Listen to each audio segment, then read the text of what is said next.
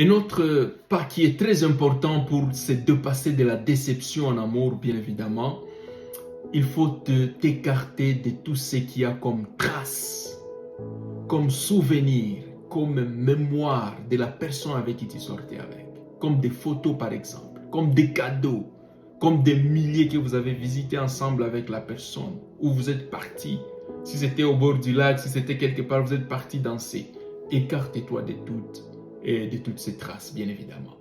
D'autres traces comme, par exemple, des téléphones, tu avais donné un jour un téléphone, il t'avait écrit un message, en tout cas, déconnecte-toi de tous ces messages-là. Au besoin, il y a ceux qui vont plus loin, ils bloquent la personne.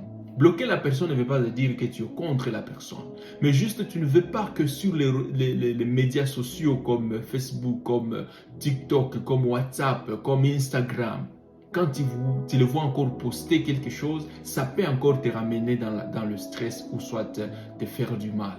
Il y a quelqu'un qui peut poster un message, il ne s'adresse pas à toi, mais directement tu vas commencer à voir que tous les messages qu'il est en train de poster, c'est pour se moquer de toi. Par exemple, il peut dire que je suis heureux de voir que Dieu m'a toujours écarté des personnes toxiques. Par exemple, tu peux voir un message comme ça, il a posté, peut-être il s'est adressé à quelqu'un d'autre, mais tu vas déjà sentir et de croire que c'est à toi que la personne était en train de t'adresser. Et là, directement, ça te fait encore beaucoup plus mal. Et c'est la raison pour laquelle, lorsque tu t'écartes de tout ce qu'il y a comme souvenir, c'est bien. De cartes de vœux, de cartes de joyeux anniversaires, de Saint-Valentin, qu'on sort.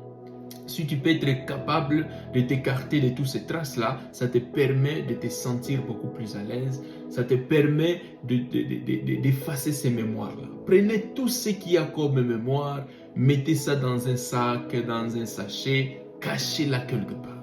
Ou s'il faut s'écarter de ça, tu donnes ça à quelqu'un d'autre. Ou s'il faut peut-être briser ça, c'est mieux. Alors ça te permet bien évidemment de t'écarter de tout ce qu'il y a comme mémoire.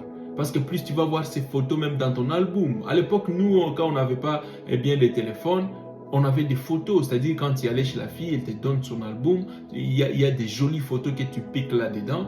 Et quand tu gardes toutes ces photos, quand tu la vois, tu te rappelles de lui, tu te rappelles de tout ce qu'il a fait du bien, qu'on sort, ça te fait regretter, ça te fait du mal en plus. Alors, quand ça nous arrivait, on déchire parfois la photo, ou on retourne la photo, ou on cache la photo quelque part pendant longtemps, pendant des mois et des mois et des années et des années. Donc, écarte-toi.